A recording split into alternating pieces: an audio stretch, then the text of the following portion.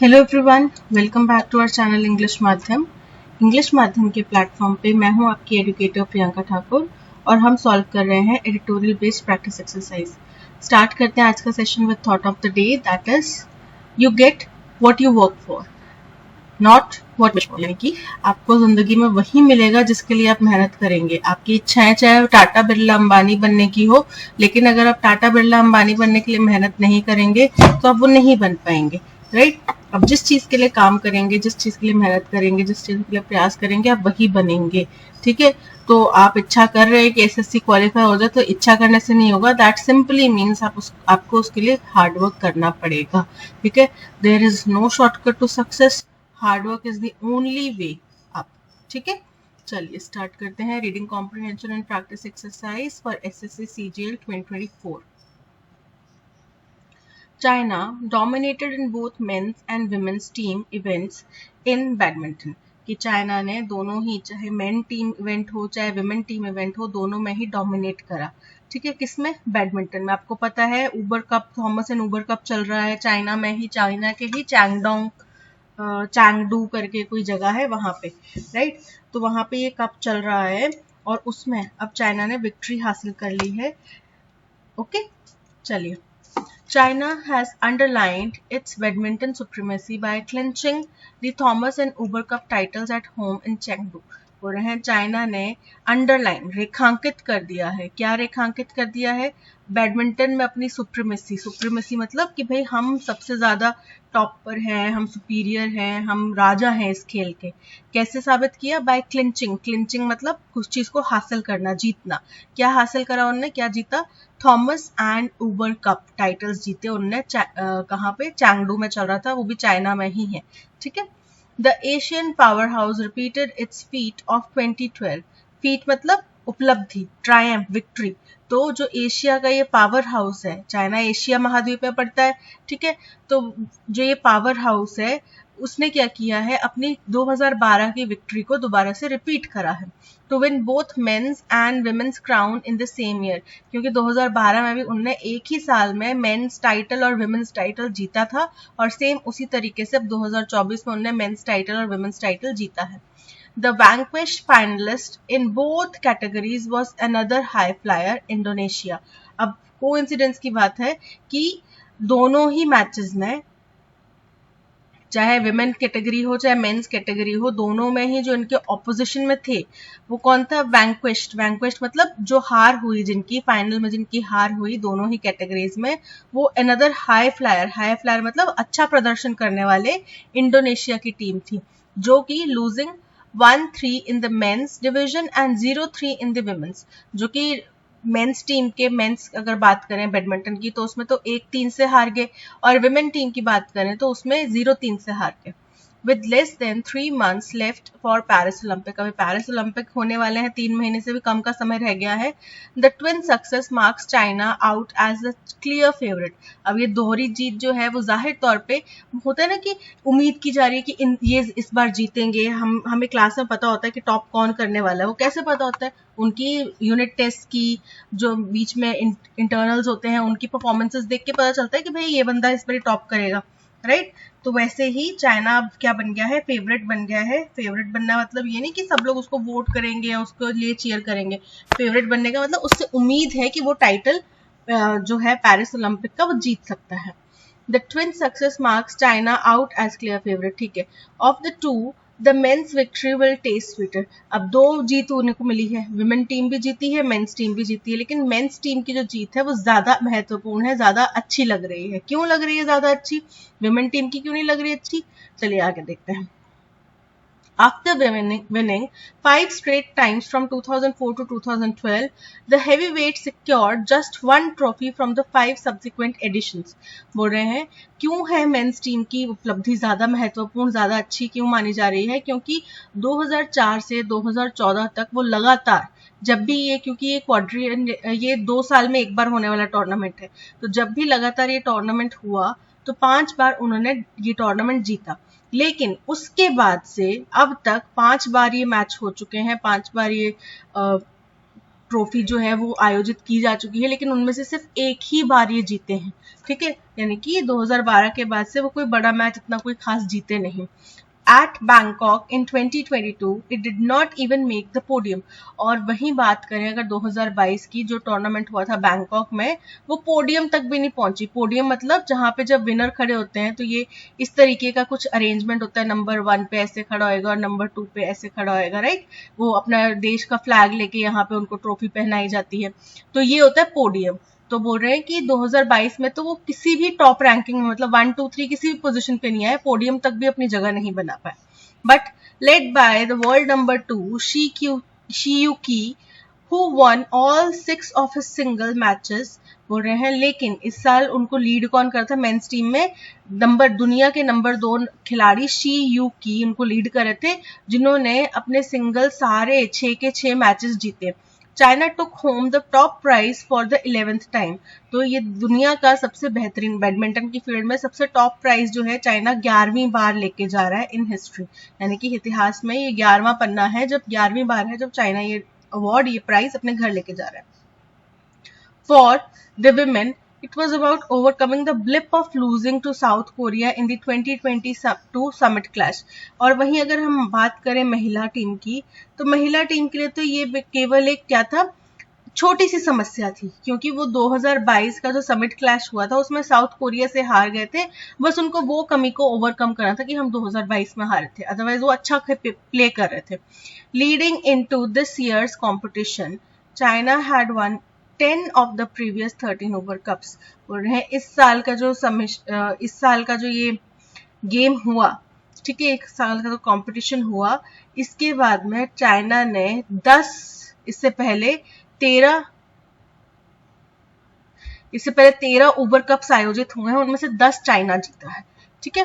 And with 4 players in the singles top 8 and 3 pairs in the doubles top 5, it bulldozed its way through to the title, बोल रहे हैं। और क्योंकि उनके जो टॉप 4 प्लेयर हैं, ठीक है, वो दुनिया के सिंगल्स के टॉप 8 में आते हैं, यानी कि जो इस वक्त टीम के हिस्सा थे, मेन सिंगल प्लेयर्स थे, वो सिंगल लिस्ट में टॉप 8 प्लेयर्स में आते हैं, और जो डबल प्लेयर्स थे वो दुनिया के टॉप 5 प्लेयर्स में आते हैं, ठीक है। तो ये जाहिर सी बात है कि अगर आप दुनिया के टॉप 5 या आप वर्ल्ड नंबर 1 के साथ में खेल रहे हो उसकी बेस्ट परफॉर्मेंस के दौरान में, तो आप जाहिर सी बात है उतना उम्दा आप अपना बेहतरीन परफॉर्म करोगे, लेकिन उस लेवल पे परफॉर्म करने के लिए आपको बहुत ज्यादा मेहनत करनी पड़ेगी, राइट। और फिर फेवरेट हो जाता है कि भाई हाँ लग रहा है कि ये जीतेगा, राइट। और फिर वो थोड़ा सा डर भी मन में होता है कि यार ये तो नंबर 1 खिलाड़ी है, मैं इससे कैसे जीतूंगा, वो कहीं ना कहीं इफेक्ट करती हैं वो चीजें।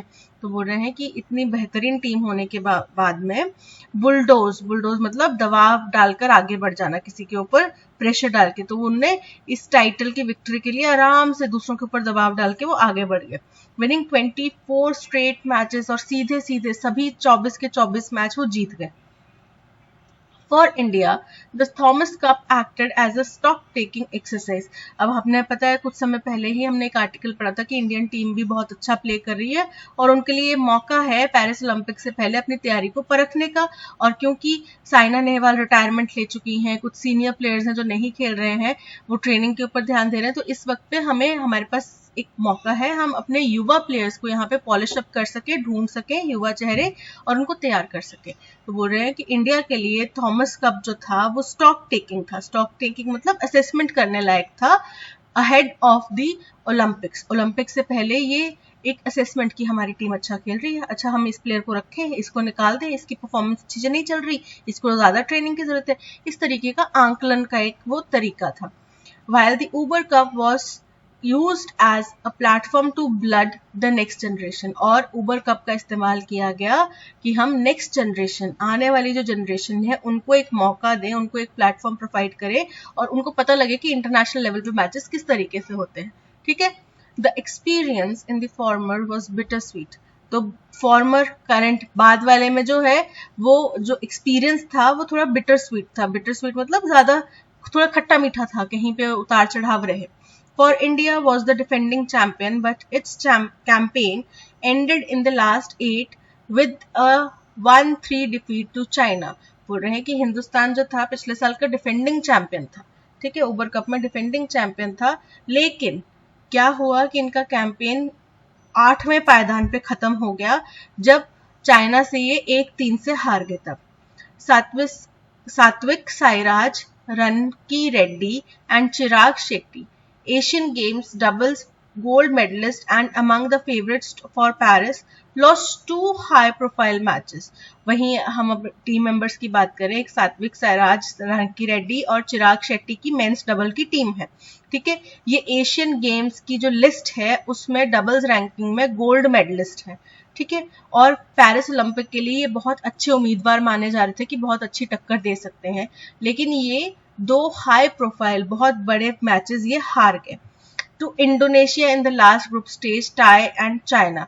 तो लास्ट ग्रुप स्टेज में इन्होंने क्या किया, चाइना इंडोनेशिया के साथ में टाई अप किया और चाइना के साथ में ये हार गए मैच। इस तरीके से इनके मैचेस हुए। हाउएवर HS प्रणॉय एंड लक्ष्य Sen turn in noteworthy performances. वहीं अगर हम बात करें, एक है HS प्रणॉय और लक्ष्य सेन, उन्होंने बहुत ही उल्लेखनीय, बहुत ही उम्दा परफॉर्मेंसेस दी। ठीक है, Against Indonesia, Pranoy defeated 2020 Tokyo Olympics bronze medalist and 2024 All England Open finalist Anthony Ginting। बोल रहे हैं जब इंडोनेशिया के अगेंस्ट वो खेल रहे थे तो प्रणॉय ने 2020 के टोक्यो ओलंपिक्स में ब्रॉन्ज मेडल जीतने वाले और वही व्यक्ति जिन्हें 2024 के ऑल इंग्लैंड ओपन फाइनलिस्ट बने थे, एंथनी गिंटिंग, इनको हराया। और confidence booster in an on end of session, जो कि उनके लिए बहुत ही प्रोत्साहन भरा विक्ट्री रही उनके लिए कि भाई उनने अपना ऑन एंड ऑफ, मतलब कि जो थोड़ा थोड़ा रुक टूट के चलने वाली परफॉर्मेंस, कभी जीत रहे हैं, कभी हार रहे हैं, कभी टाई हो रहा है, इस तरीके की जो उनकी परफॉर्मेंस रही उसको उस परफॉर्मेंस का इन्होंने कॉन्फिडेंस बढ़ा दिया ये मैच जीतने के बाद में। Versus China, Lakshya overcame the 2023 All England champion Li शीफेंग।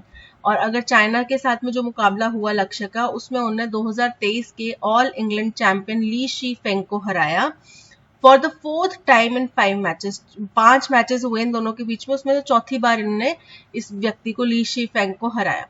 Furthering an uptick in form since the European swing in early March, जो कि क्या करता है, इनकी फॉर्म में एक इजाफा करता है जब से यूरोपियन स्विंग मतलब मूवमेंट, शिफ्ट, फ्लक्चुएशन, चेंज जो आया है अर्ली मार्च से, तब से लेकर अब तक का इनका परफॉर्मेंस में ग्राफ बढ़ता ही जा रहा है ahead of his first year Olympic games. और ये इस साल ओलंपिक गेम्स में पहली बार खेलेंगे, उससे पहले काफी अच्छा उनका कॉन्फिडेंस बूस्टर है।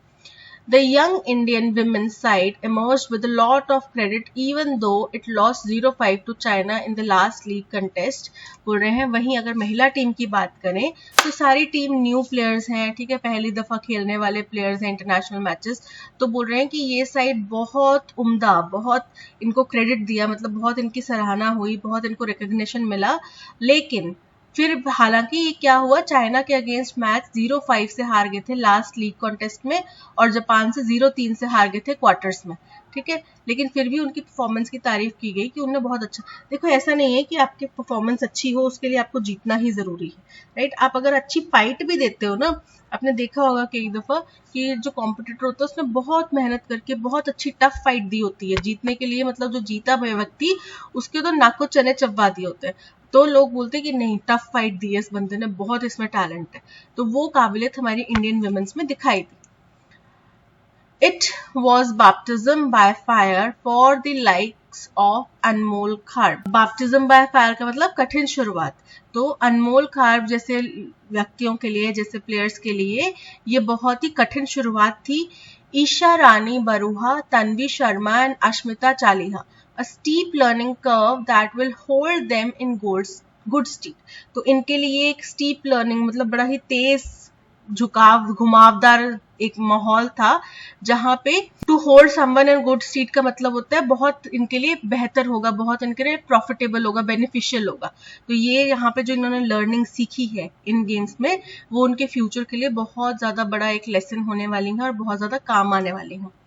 ठीक है, तो ये था पैसेज बेसिकली जो राइट। बट यहाँ पे इंडियन विमेन की टीम की परफॉर्मेंस के बारे में पूछ रहे हैं कि उसके बारे में पैसेज की टोन कैसी है। तो उन्होंने तारीफ करी कि भाई हालांकि कुछ अप्स एंड डाउन्स आए बट इंडियन टीम ने बहुत अच्छा परफॉर्म करा, राइट। तो उन्होंने क्या किया है, अप्रिशिएट किया है। पेसिमिस्टिक, नेगेटिव नहीं बोला उन्होंने कुछ भी। डिस्परेजिंग, डिस्परेजिंग का मतलब होता है कि भाई वो कुछ क्रिटिसाइज करे, तो क्रिटिसाइज भी नहीं कर रहे वो। इनडिफरेंट, इनडिफरेंट तो है ही नहीं, क्योंकि कंसर्न तो वो दिखा रहे हैं ना कि हाँ यहाँ से हमें अच्छे प्लेयर्स मिल सकते हैं, हमारे पास ऑप्शन जनरेट हो गए, तो कंसर्न तो है। तो क्या है passage, appreciative. Option C is correct. What is the main theme of the passage? Passage की main theme क्या है? The struggles of young athletes in international competition, कि युवा जो एथलीट्स हैं उनको इंटरनेशनल कॉम्पिटिशन्स में क्या क्या स्ट्रगल्स करने पड़ते हैं। तो पैसेज की मेन थीम इसके बारे में नहीं है। The dominant performance of China in international badminton events, कि चाइना का इंटरनेशनल बैडमिंटन इवेंट्स में कितना ज्यादा डोमिनेंस, दबदबा है, बिल्कुल करेक्ट है। उसी के बारे में बात करेंगे कि देखो 2012 तक वो जीतते रहे, बीच में सूखा पड़ा, लेकिन अब वो फिर से डोमिनेट कर रहे हैं, ठीक है। So option B is correct. What could be inferred about China's badminton performance leading up to Paris Olympics according to the passage? कि चाइना की बैडमिंटन में परफॉर्मेंस जो अब आने वाले पेरिस ओलंपिक्स है उनको देखते हुए कैसी कही गई है। तो यही बोला कि दोहरी विक्ट्री उनको मिली है, मेंस टीम विमेंस टीम दोनों में वो जीते हैं, तो इससे उनका पेरिस ओलंपिक के लिए उनका कॉन्फिडेंस भी बूस्ट होगा और वो दुनिया भर के फेवरेट भी बन गए कि हाँ इनसे उम्मीद है कि ये पेरिस ओलंपिक जीत सकते हैं। यानी कि अगर चाइना पेरिस ओलंपिक जीतता है तो किसी को हैरानी नहीं होगी, क्योंकि उम्मीद है, उन्होंने अच्छा परफॉर्म किया है और अब 2-2.5 महीने बचे हैं पेरिस ओलंपिक के लिए, तो जाहिर सी बात है जो टीम अच्छे फॉर्म में चल रही होगी वो जीतेगी, ठीक है। तो चाइना से यही उम्मीद की जा रही है। China's recent performance winning both the Thomas and Uber Cup signifies a decline in their dominance.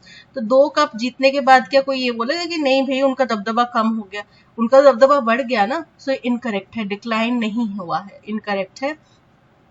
Winning the Thomas and Uber Cup highlights China as potential underdog in the upcoming Paris Olympics. तो China underdog कभी भी नहीं रहा। China को जो writer है उन्होंने Asia का पावर हाउस कहा है, ठीक है।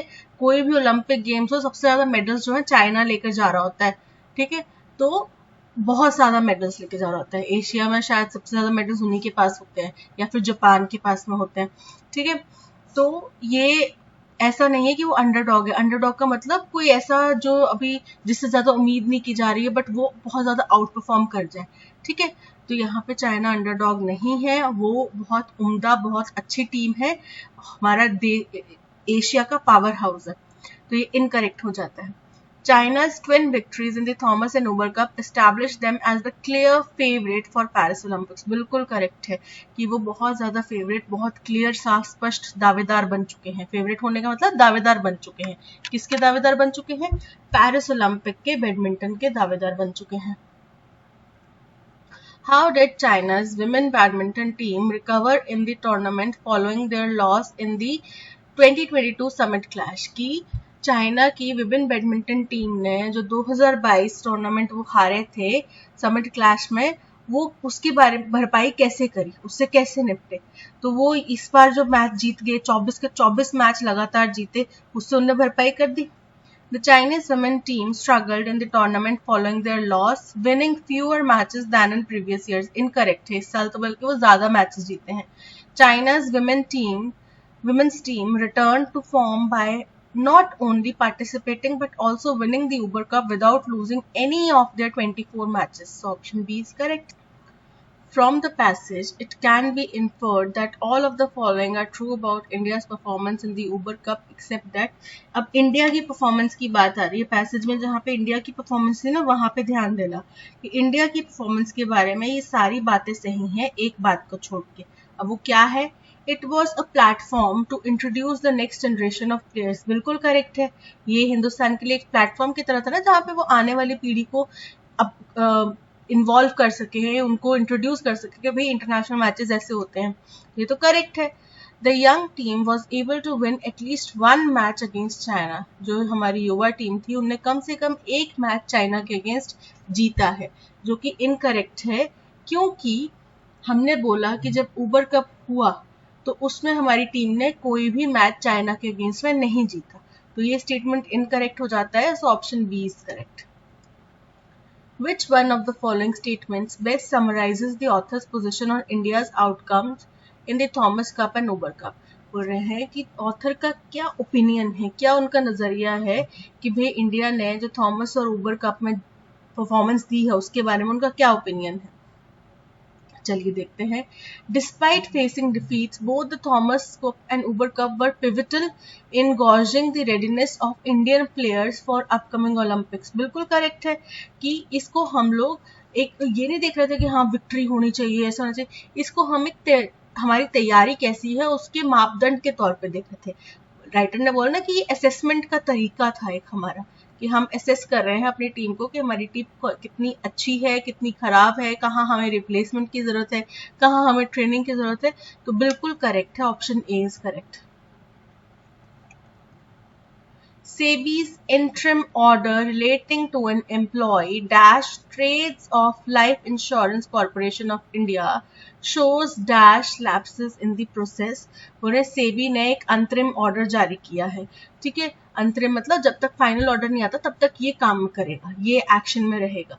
किसके रिलेटेड? एक एम्प्लॉय के रिलेटेड डैश किया उसने ट्रेड्स ऑफ अपनी life insurance corporation of India को। ये दर्शाता है, क्या दर्शाता है? लैप्सेस। लैप्सेस मतलब कमियां, किसी चीज में कमियां हैं।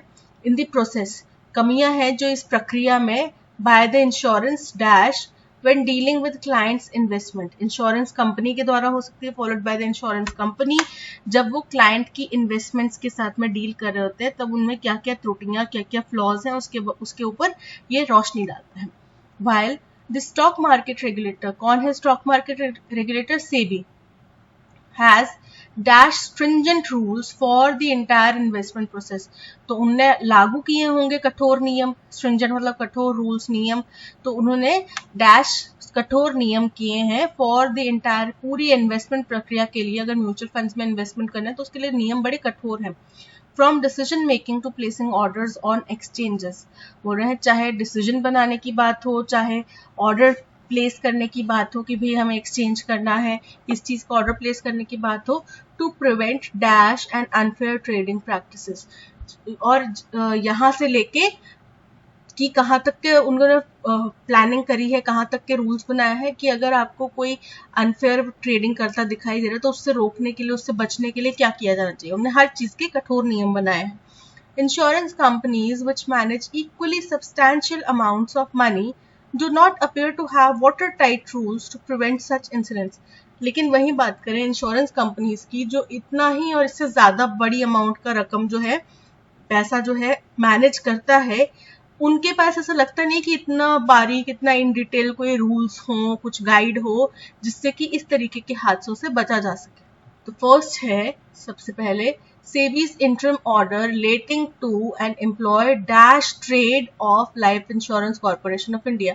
फाइन ट्यूनिंग, फाइन ट्यूनिंग मतलब किसी चीज को सुधार करना, बारीक बारीक छोटी छोटी चीजों को एडजस्टमेंट करना।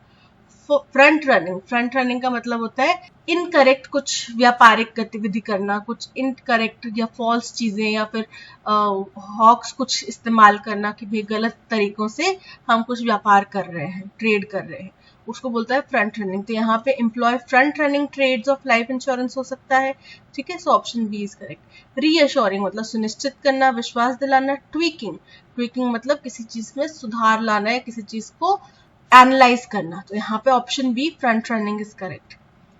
जो फ्रंट रनिंग यानी कि कुछ गलत तरीके से ट्रेड कर रहे थे life insurance corporation of India में, दिखाता है shows dash lapses in the process. Discouraging, discouraging मतलब हतोत्साहित कर रहे हैं। क्लोनिंग, क्लोनिंग मतलब नकल करना। इनहिबिटिंग मतलब रोकना। और अलार्मिंग, अलार्मिंग मतलब चिंताजनक, जो चिंताजनक त्रुटियां हैं, कमियां हैं, उनकी तरफ इशारा करता है। Followed by the insurance dash, insurance inaugurate, inaugurate मतलब किसी चीज की शुरुआत करना। बेहेमोथ, बेहेमोथ मतलब बहुत बड़ा। अब मैमोथ आपको पता है बहुत बड़े एलिफेंट होते थे, तो उसी से जोड़ के इसको याद कर लो। बेहेमोथ मतलब बहुत बड़ा, बेहेमोथ यानी कि बहुत बड़ी इंश्योरेंस कंपनी है ये। So insurance behemoth, insurance giant, option B is correct. Coherent, coherent मतलब होता है कुछ तर्क संगत बात।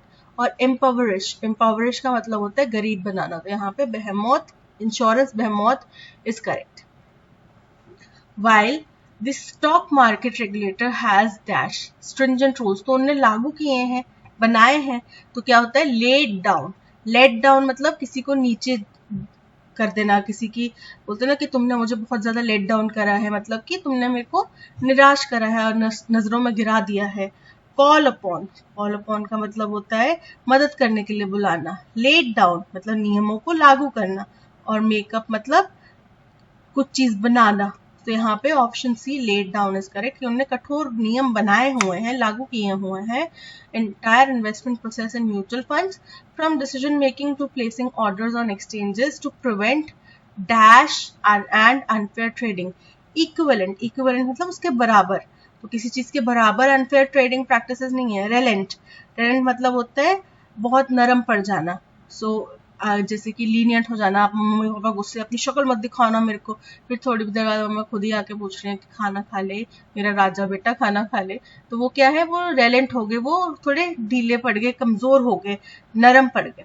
फ्रॉडलेंट मतलब जो फ्रॉड्स वगैरह होते हैं, धोखाधड़ी संबंधित कुछ चीजें होती है. तो prevent fraudulent and unfair trading practices, option C is correct. Blunt मतलब बेकार, खराब. तो option C fraudulent is correct. Ink is undoubtedly an example of how captains of industry can adroitly hide their lust for profits by preaching virtue. तो incorporation हो सकता है, companies में लिखा जाता है ना United limited corporation. Limited incorporation होता है यूनाइटेड कंपनीज इनकॉर्पोरेशन. ठीक है, तो इस तरीके का कंपनी का नाम होगा, जो कि अनडाउटेडली बिना किसी दोहराए के एक उदाहरण है कि किस तरीके से कैप्टन्स मतलब संचालक, चाहे सीईओ हो गए, यानी कि मैनेजिंग टीम जो है किसी भी इंडस्ट्री की, वो बड़ी बेशर्मी से, बड़ी चालाकी से अपने जो भी लालच है प्रॉफिट को के प्रति, जो उनका लालच है उसको छुपा देते हैं. कैसे छुपा देते हैं, बड़ी बड़ी बातें करके. हमने जी बहुत संघर्ष करा, हम इतना दान करते हैं. भाई है तुम्हारे पास तभी दान करते हो ना, होगा नहीं तो कर पाओगे, नहीं कर पाओगे. और इतना अगर दान करते हो तो फिर टैक्स की चोरी क्यों करते हो, टैक्स भरो टाइम से. गवर्नमेंट से जो रिबेट्स मिलते हैं वो क्यों देते हो, राइट. तो वहां से मिलता है, तो वो दिखाने के लिए, जनता को दिखाने के लिए कि हम भले हैं, हमारे पास लालच नहीं है, हम पैसे के लिए नहीं कर रहे, वो इस तरीके के काम करते हैं. तो वो बोल रहे हैं कि ये दिखाता है, क्लियर एग्जांपल है कि ऐसे बड़े बड़े जो कंपनीज के ओनर्स होते हैं, मालिक होते हैं, मैनेजमेंट टीम्स होती हैं, वो किस तरीके से चालाकी से अपने लालच को बड़ी बड़ी बातें प्रीच करके, बता के, बोल के छुपा लेते. The startling comment by Infosys co-founder N.R. Narayan Murthy that youngsters in India must say, "This is my country." और एक बड़ा ही चौंका देने वाला जो एक कमेंट आया है, तर्क आया है इन्फोसिस के को-फाउंडर N.R. नारायण मूर्ति द्वारा कि हिंदुस्तान के युवाओं के लिए कि क्या कहें, उनको क्या कहना चाहिए, युवाओं को क्या कहना चाहिए कि ये मेरा देश है. I want to work 70 hours a week. मैं इसके लिए 70 घंटे काम करना चाहता हूँ एक हफ्ते के अंदर. ठीक है, तो हमें एक चीज क्लियर होगी कि बी स्टेटमेंट के बाद में सी स्टेटमेंट आएगा. ठीक है, क्योंकि एक दूसरे को कंप्लीट कर रहे हैं. ये नारायण मूर्ति जी की स्टेटमेंट है. बी के बाद में सी आएगा. यहाँ पे देखो बी के बाद में डी आ रहा है, यहाँ पे सी बी से पहले आ रहा है, यहाँ बी के बाद में सी आ रहा है, यहाँ बी के बाद में सी आ रहा है, यानी कि ऑप्शन ए और ऑप्शन बी एलिमिनेट हो जाते हैं. ठीक है, अब हमें ये पता चल गया फर्स्ट स्टेटमेंट पर पढ़ के कि ये स्टेटमेंट इनकम्प्लीट स्टेटमेंट है. ए स्टेटमेंट फर्स्ट स्टेटमेंट नहीं हो सकता, तो ऑप्शन डी भी एलिमिनेट हो गया. ए स्टेटमेंट फर्स्ट नहीं हो सकता, यानी कि हमारा आंसर है ऑप्शन सी. देखो इस तरीके से ट्रिक्स अपना के, ट्रिक्स का इस्तेमाल करके, ध्यान देकर चीजों के ऊपर कि भाई क्या ये इनकम्प्लीट स्टेटमेंट है, नाउन पहले आएगा, प्रोनाउन बाद में आएगा, दिस दैट जो चीजें हैं, एडजेक्टिव्स जो हैं वो कहाँ पर आएंगे, इस तरीके की चीजों का आप ध्यान देके बिना पूरा पैसेज पढ़े भी आप इसको पैराजंबल को सॉल्व कर सकते हो, क्योंकि आपका बेसिक मकसद है कम से कम टाइम में ज्यादा से ज्यादा क्वेश्चन सॉल्व करना और सही सॉल्व करना. ठीक है, तो इस तरीके से अगर आप लॉजिक कनेक्शन बनाओगे ना, तो आपका जल्दी चुटकियों में चीजें सॉल्व होने लग जाएंगी. ठीक है, जब पैराजंबल के क्वेश्चन कर रहे हो तो सारे रूल्स दिमाग में होने चाहिए, रिकॉल कर चुके होने चाहिए सारे रूल्स को, और उनको इस्तेमाल करना आना चाहिए. राइट, तो बोल रहे हैं कि 70 घंटे काम करें in order to make the country competitive, ताकि देश जो है वो विकास की तरफ बढ़े, दूसरे देश के साथ में कॉम्पिटिशन के लेवल पर आ पाए. And support he received from several members of India incorporation. पता चल गया इंडिया इनकॉर्पोरेशन की, हिंदुस्तान की जो बाकी बड़ी बड़ी कंपनियां हैं उनसे जो उनको सपोर्ट मिला है उनकी इस स्टेटमेंट को, वो क्या दिखाता है, बिना किसी शक के ये दिखाता है कि किस तरीके से जो बड़ी बड़ी कंपनियों के मालिक होते हैं वो अपने प्रॉफिट के लालच को इस तरीके से प्रैक्टिस करते। अब बताओ 70 घंटे का कोई टीसीएस में काम कर रहा है तो टीसीएस को फायदा होएगा कि देश को फायदा होएगा, राइट, क्योंकि टीसीएस की कई ब्रांचेस बाहर के देशों में भी हैं, राइट। और अगर मान लो टीसीएस को फायदा होगा, क्या वो अपना टैक्स बढ़ाएंगे कि जी हमारे को इतना फायदा हो गया हम एक्स्ट्रा टैक्स दे देते हैं आपको, या पिछले कई सालों से जो हमने रिबेट हासिल करी है हम वो भरपाई कर देते हैं? नहीं करेंगे ना, वो प्रॉफिट अपने पास रखेंगे, राइट। तो ये चीज वो कहना चाह रहे हैं। More importantly it is an argument that fails, तो ये भी पता चल गया कि सी के बाद में ए आएगा, लास्ट बच गया डी, डी हमारा लास्ट स्टेटमेंट होएगा, ठीक है। More importantly, it is an argument that fails the litmus test on 3 counts. बोल रहे हैं, और इससे भी ज्यादा इंपॉर्टेंट है कि ये एक ऐसा तर्क है जो 3 तरीके से विफल हो जाता है। लिटमस टेस्ट मतलब अगर हम इसको एक्चुअल में इम्प्लीमेंट करें तो ये 3 तरीके से विफल हो जाता है। अब वो कैसे था तो आगे पूरा पैसेज नहीं है यहाँ पे, इतना सा बताया गया। तो BCAD option C is correct. For decades, it projected a mirage of ruthless sophistication as it repeatedly and confidently cut its Palestinian enemies down to size. तो it किसी चीज की बात की जा रही है जिसका पहले इंट्रोडक्शन किया गया होगा, यानी कि ए फर्स्ट स्टेटमेंट नहीं हो सकता, ऑप्शन डी एलिमिनेट हो जाता है, ठीक है। कि दशकों तक इसने अब एक ऐसी छवि बना के रखी थी, बहुत ही सोफिस्टिकेशन की, तहजीब की, लहजे की एक छवि बना रखी थी, जो एज इट रिपीटेडली, जो बार बार ये कॉन्फिडेंटली बड़े ही कॉन्फिडेंस के साथ में पैलेस्टीनियन एनिमी, अपने पैलेस्टीनियन दुश्मन को संख्या में कम कर रहा था। क्योंकि अभी जो इजराइल पैलेस्टीन वॉर है ये पहली दफा नहीं हुआ इस तरीके का युद्ध छिड़ा है। हाँ, इस स्तर पे छिड़ा है वो अलग चीज है, वो पहली दफा हो सकता है, लेकिन पहले भी कई दफा ऐसा हुआ है कि इजराइल ने गाजा पट्टी के ऊपर और वेस्ट बैंक के ऊपर हमला किया है। But The unspeakable horrors of October 7, 2023 have prompted a visceral retaliation in Gaza. बोल रहे हैं, लेकिन बोल रहे हैं कि जो बयान ना कर सकने वाली, दिल दहलाने वाली घटना हुई अक्टूबर 7, 2023 को, उसने प्रॉम्प्ट किया, यानी कि प्रोत्साहित करा, किसको प्रोत्साहित करा कि एक विसरल रिटेलिएशन, विसरल मतलब बिना इमोशंस के बहुत गहरा रिटेलिएशन किया जाए गाजा में, विद्रोह किया जाए गाजा में। That brings still unknown risks of escalation on other fronts, जिसमें अभी भी बहुत सारे ऐसे अननोन रिस्क जिनके बारे में हम जानते नहीं है, वैसे रिस्क जुड़े हुए हैं एस्केलेशन से जुड़े हुए। एस्केलेशन मतलब से और विस्तार होने से, क्योंकि सबसे बड़ा डर तो क्या है कि इस पूरे गल्फ रीजन में युद्ध ना छिड़ जाए, ठीक है। क्योंकि इस गल्फ रीजन में युद्ध छिड़ना मतलब पूरी दुनिया में तबाही, पूरी दुनिया का नुकसान और पूरी दुनिया का थम जाना, बिकॉज पेट्रोल डीजल के बिना दुनिया नहीं चलती और वो ज्यादा से ज्यादा इन गल्फ कंट्रीज से ही इंपोर्ट किया जाता है। And the unprecedented suffering of innocent civilians that will hit through generations, बोल रहे हैं। और साथ ही क्योंकि ये रिस्क अभी तक जाना नहीं गया है, अभी भी अननोन है, तो साथ ही साथ क्या होगा, जो पहला कभी नहीं हुआ उस तरीके का इनोसेंट सिविलियन लाइफ जो है वो सफर करेंगी, वो संघर्ष करेंगी, वहां पे ट्रबल होंगी, और जिसको आने वाली कई सदियों तक दोहराया जाएगा। हिरोशिमा नागासाकी आज वहां पे जनरेशंस आ चुकी हैं, पर अभी भी बोला जाता है कि वो हादसा ऐसा है कि जनरेशंस तक को खराब कर चुका है, right. Israel's prevailing security policy has collapsed. Israel की जो चल रही, इस समय पे चल रही थी सिक्योरिटी पॉलिसी, वो ध्वस्त हो चुकी है। कैसे ध्वस्त हुई? हाँ, अक्टूबर 7 की घटना से। तो ये एक इंट्रोडक्टरी स्टेटमेंट हो सकता है, बिकॉज यहाँ पे हमें पता चल रहा है कि इट जो बोला जा रहा है वो इजराइल के लिए बोला जा रहा है। So option C is first statement. अब सी फर्स्ट स्टेटमेंट देखो ऑप्शंस के अकॉर्डिंग केवल एक में है, ऑप्शन बी में, सो ऑप्शन बी करेक्ट हो जाता है, पर हम फिर भी आगे पढ़ेंगे। The catastrophe should prompt a fundamental rethink of Israel's strategic concept.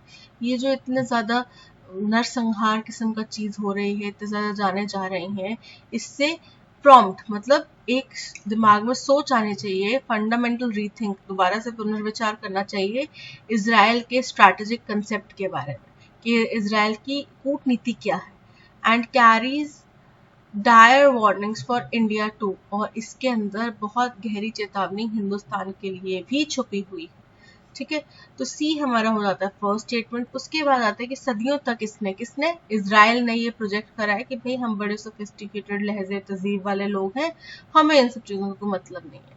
लेकिन जो इससे जुड़े हुए अनकही चीजें, 7 अक्टूबर से जुड़ी हुई जो अनकही डरावनी बातें हैं, वो उसने क्या किया, उसने प्रमोट करा। क्योंकि कोई भी ये नहीं कह रहा कि जो हमास ने किया वो सही किया। चाहे जो लोग इस वक्त गाजा में सीज फायर की डिमांड कर रहे हैं, वो भी इस बात को नहीं बोल रहे कि भाई जो हमास ने किया वो सही किया, वो भी ये तर्क नहीं दे रहे। ठीक है, तो ये जो घटना हुई उसने क्या किया, एक रिस्क बढ़ा दिया कि भाई इस इलाके में कभी भी कुछ भी हो सकता है। And D is the last and final fourth statement. तो अरेंजमेंट बन रहा है CABD। CABD option B is correct. Isabel saw a strange rabbit running through the bushes. Isabel ने एक बड़ा ही विचित्र सा रैबिट झाड़ियों के बीच से भागता हुआ देखा। Following it, she found a door which she opened with the help of keys. उसका पीछा करते करते उसको एक अजीब सा डोर दिखाई दिया, जिसको उसने चाबियों की मदद से खोल लिया। After that, she felt a strange sensation in her body. उसके बाद में उसको अपने शरीर में कुछ विचित्र सी, अजीब सी जो है सेंसेशंस फील होने लगी। ठीक है, she thought as if she was in a dream. उसको ऐसा लगा कि जैसे मान लो वो एक सपना देख रही है। तो सबसे पहले देखते हैं कि हमें पता है इजाबेल ने एक स्ट्रेंज रैबिट दिखा, ठीक है, और उसके पीछे पीछे चलने लगी। ये हमारा इजाबेल वाला जो होगा फर्स्ट स्टेटमेंट। सेकंड स्टेटमेंट होगा जो वो उसके पीछे पीछे चलने लगी, राइट, तो ये होगा बी हमारा सेकंड स्टेटमेंट। उसके बाद उसको अपने शरीर में बड़ा स्ट्रेन सा लगने लगा, उसको ऐसा लगा कि वो सपना देख रही है। तो ए बी। अब ए फर्स्ट स्टेटमेंट ए केवल डी में है, ABCD option D is correct. After the rain stopped, the air smelled fresh and clean and the sun dashed out from behind the clouds. कि बारिश होने के बाद जो हवा थी वो बड़ी ही फ्रेश और बड़ी ही साफ था, उससे खुशबू आ रही थी, और सन जो है उसके बाद उगना शुरू हुआ। Stared out from the clouds, बादलों के पीछे से वो क्या हुआ, stared मतलब कि झांकना, घूरना। तो घूरना मतलब यानी कि वो पीक कर रहा था, बादलों के पीछे से आगे निहार रहा था। पीक्ड मतलब झांकना। ऑब्जर्व मतलब किसी को बारीकी से जांचना परखना। स्पाइड किसी के ऊपर नजर रखना। सर्वेड मतलब कोई जांच पड़ताल करना। तो यहाँ पे option A peaked is correct. Developers dashed the old buildings on the site to make way for new construction. तो उनने धराशायी कर दी ना पुरानी बिल्डिंग को। तो पुरानी बिल्डिंग को धराशायी करने का मतलब क्या होता है, रेज, RAZE, रेज। ठीक है, मतलब क्या हुआ कि उन्होंने उसको ध्वस्त कर दिया। रेज सूर्य की किरणें, रेज मतलब कि ऊपर जाना, उठना किसी चीज का, ठीक है, और रेज कोई वर्ड नहीं होता, ठीक है, वो उसी की इनकरेक्ट स्पेलिंग है। So option A raise is correct. The new movie was highly anticipated by fans of the franchise. बोल रहे हैं इस जो नई मूवी है इसको बहुत ज्यादा जो इस मूवी इस फ्रेंचाइज के फैंस हैं वो इसका इंतजार कर रहे थे, इसको इसके लिए प्रोत्साहित। As the lights dimmed, जैसे ही रोशनी धीमी हुई, मध्यम हुई, the audience grew quiet in anticipation. वो मूवी के इंतजार में एकदम चुप हो गए, शांत हो गए। ऑडियंस जो मूवी देखने आए थे वो एकदम शांत हो गए, चुप हो गए, ठीक है। The movie began with an exciting action sequence that had the audience on the edge of their seats. जो मूवी की शुरुआत हुई वो एक एक्शन सीक्वेंस से हुई। एक्शन सीक्वेंस मतलब लड़ाई झगड़े से हुई, मारधाड़ से हुई, दुश्मन चल रहा था। और फिर क्या हुआ, जिसकी वजह से पूरी की पूरी ऑडियंस जो है एज ऑफ देयर सीट मतलब बड़ी ही एक्साइटेड और उसमें मंत्रमुग्ध हो गई थी, right. The movie theatre was packed with people eager to see it. तो इस मूवी का एंटिसिपेशन था, है ना, उसी के लिए क्या कर रहे होंगे, मूवी थिएटर जो है पैक्ड थे ताकि इस मूवी को देख सकें। सो ए हमारा होगा फर्स्ट स्टेटमेंट और ए के बाद आएगा डी सेकंड स्टेटमेंट। अब ए फर्स्ट स्टेटमेंट, अब केवल ये भी पता चलता है ना ए फर्स्ट स्टेटमेंट है तो ऑप्शन सी पता चल जाता, लेकिन हमें दो चीजें पता चली, ए के बाद आएगा डी, ठीक है। So ADBC option C is correct. Correctly spelled word हमें बताना है सस्पिशन के स्पेलिंग होते हैं SUSPICION, जो कि ए स्पेलिंग करेक्ट है। सस्पिशन का मतलब होता है किसी के ऊपर संदेह होना, शक होना, okay. Shruti is a strange person because of her attitude. तो श्रुति जो है बड़ी विचित्र है उसके एटीट्यूड की वजह से। तो इसके लिए हमें करेक्ट अप्रोप्रिएट इडियम ढूंढना है। अब कोई व्यक्ति जो बड़ा ही अजीब हो उसको बोला जाता है इज अ क्वेयर फिश, ठीक है। अ वन मैन, तो वन मैन ही होता है, क्या बोलना चाह रहे हैं? अ स्कारलेट वुमेन नहीं है, क्वेयर फिश ऑप्शन सी इसका। पैराजम्पल का क्वेश्चन है द इम्पोर्टेंस, महत्व किस चीज का? टू बी ट्रीटेड, ताकि व्यवहार किया जाए, ऑफ ट्रीटिंग अदर पीपल, दूसरे लोगों को व्यवहार किया जाए। नाउ ही नोज, अब उसे पता चलेगा, एज ही वुड लाइक, जैसा वो चाहता है। सो नाउ ही नोज, अब उसे पता चल गया, द इम्पोर्टेंस, महत्व, किस चीज का महत्व? ऑफ ट्रीटिंग अदर पीपल, दूसरे लोगों को ट्रीट करने का, as he would like to be treated, जैसा वो खुद के लिए व्यवहार चाहते हैं, ठीक है। तो डी फर्स्ट है, ए सेकंड है। अब डी फर्स्ट, ए सेकंड, ऑप्शन सी देखो, ऑप्शन ए देखो, option A is correct. A form of government in which power is held by nobility, nobility मतलब जो उच्च स्तर के लोग होते हैं, रईस घराने होते हैं, उनके पास अगर सत्ता बनाने की पावर है, सरकार की पावर है, तो उसको क्या बोलते हैं? एरिस्टोक्रेसी। डेमोक्रेसी, हिंदुस्तान, जनता के पास पावर है। रिपब्लिक, जिसमें पूरी जो पावर है, सुप्रीम पावर है, वो जनता द्वारा चुने गए नेताओं के पास होती है, ठीक है। नोबिलिटी, नोबिलिटी मतलब जो बड़े घरानों के, उच्च घरानों के लोग होते हैं। तो यहाँ पे option B aristocracy is correct. The World Health Organization has finally issued guidelines to prevent the spread of COVID-19 epidemic. अब हमें एपिडेमिक वर्ड का करेक्ट मीनिंग बताना है। एपिडेमिक का मतलब होता है एक ऐसी बीमारी जो एक समय पे एक से अधिक बहुत सारे लोगों में, जानवरों में है, ठीक है, उसको बोलते हैं epidemic. A large number of people or animals suffering from the same disease at the same time. Option A is correct. The professor assigns the homework every week. The professor क्या है? सब्जेक्ट है। assigns क्या है? Verb है। the homework क्या है? Object है, ठीक है। और एवरी वीक तो रहेगा ही रहेगा। तो जब हमने पैसिव वॉइस में कन्वर्ट करना तो ऑब्जेक्टिव पहले, तो द होमवर्क। अब असाइन पर प्रोफेसर करता है, होमवर्क असाइन किया जा रहा है, ठीक है। The homework is assigned by the professor every week, हर हफ्ते किया जाता है, तो क्या आएगा? Is. The homework is assigning, homework किसी को असाइन नहीं कर रहा, तो होमवर्क असाइन किया जा रहा है, सो इनकरेक्ट है। The homework will be, future में नहीं किया जाएगा, अक्सर किया जाता है, सो ये इनकरेक्ट है। The homework assigns by the professor every week, तो असाइंस के साथ में कुछ हेल्पिंग वर्ब भी यहाँ पे जरूरत है। The homework is assigned by the professor every week, option D is correct. Incorrectly spelled word हमें बताना है the special, SPECIL task force will conduct a thorough probe in the land scam. बोले एक स्पेशल टास्क फोर्स बनाई गई है जो बहुत थरो मतलब बारीकी से जांच करेगी लैंड स्कैम जो हुआ है, which has mister Lakhan Lal as prime accused. Accused की स्पेलिंग इनकरेक्ट है, एक्यूज की स्पेलिंग होते हैं ACCUSED, एक्यूज्ड, ठीक है। तो यहाँ पे एक्यूज्ड, ऑप्शन डी की स्पेलिंग इनकरेक्ट है। The newly selected secretary of the party has an impeccable image among the public, ठीक है, कि जो नया पार्टी से सेक्रेटरी सिलेक्ट किया गया है उसकी बहुत ही इम्पेकेबल मतलब बिल्कुल साफ सुथरी छवि है जनता के बीच में। अब इसका एंटोनिम बताना है। साफ सुथरी छवि का दूसरा क्या हो जाएगा? दागदार छवि। तो दागदार क्या होता है? रिफर्बिश्ड, मतलब जिस चीज को आपने नवीनीकरण किया है, जैसे कि आपकी फोन की स्क्रीन वगैरह टूट गई है, फोन खराब हो गया, तो आप उसको रिफर्बिश करा देते हैं, स्क्रीन नई लगवा देते हैं, वो ओरिजिनल नहीं है लेकिन आपने ठीक करवा दी। ब्लेमिश्ड मतलब दोषी। तो यहाँ पे अगर ये इम्पेकेबल दोष रहित है तो दूसरा इसका ऑपोजिट क्या हो जाएगा? दोषपूर्ण। So option B is correct. Irresistible, जिसको टाला नहीं जा सकता। आर्बिट्ररी, यानी कि अपने आप से मनमाना कुछ चीज, तो option B blemished is correct. That's all, आज के सेशन में इतना ही। Thank you so much for watching. Content पसंद आया हो तो लाइक, शेयर और सब्सक्राइब जरूर कीजिएगा। मिलते हैं नेक्स्ट सेशन में। Till then keep learning and keep practising. Bye bye.